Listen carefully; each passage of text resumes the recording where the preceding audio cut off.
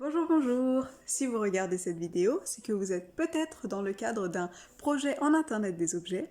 Et aujourd'hui, on va vous présenter le nôtre, qui est un distributeur automatique de médicaments qui reconnaît l'empreinte digitale des utilisateurs. C'est parti!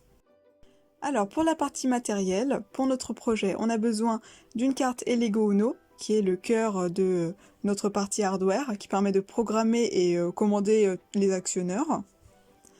Un écran LCD qui nous permet de faire les différents affichages. Un potentiomètre qui nous permet de contrôler la luminosité de l'affichage de l'écran LCD. 4 LED, 2 pour la reconnaissance ou non de l'empreinte digitale et 2 autres LED pour préciser quel moteur est en marche.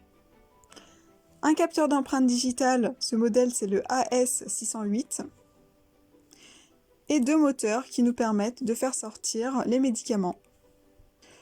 On a besoin de 2 résistances pour réduire l'intensité du courant qui passe par les LED, ainsi que 2 résistances, 2 diodes et 2 transistors pour le bon fonctionnement des moteurs. Bien sûr, il nous faut des câbles et 3 breadboards. Maintenant, place au montage.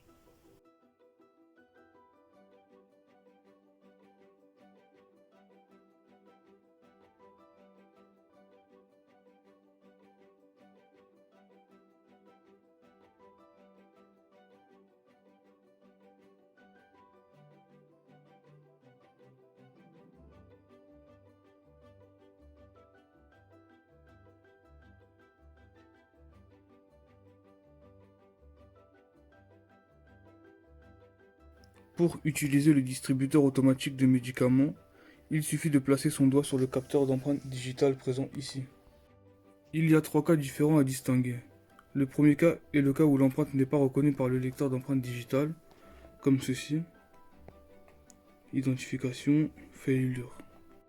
Il y a le cas où l'empreinte est reconnue par le lecteur, mais où l'utilisateur n'a pas besoin de prendre des médicaments, comme ceci. Identification, success.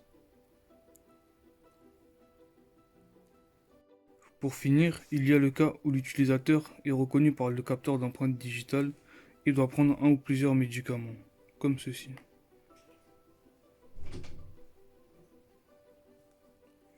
Et quand l'empreinte est reconnue, le moteur tourne et fait tomber le médicament dans le bac présent ici. Voilà, on vous a présenté les différentes fonctionnalités du distributeur de médicaments. Avec plus de temps, bien sûr, on aurait aimé gérer une base de données et aussi créer une application pour faciliter l'utilisation du distributeur par les utilisateurs. Mais ça, c'est pour le prochain épisode.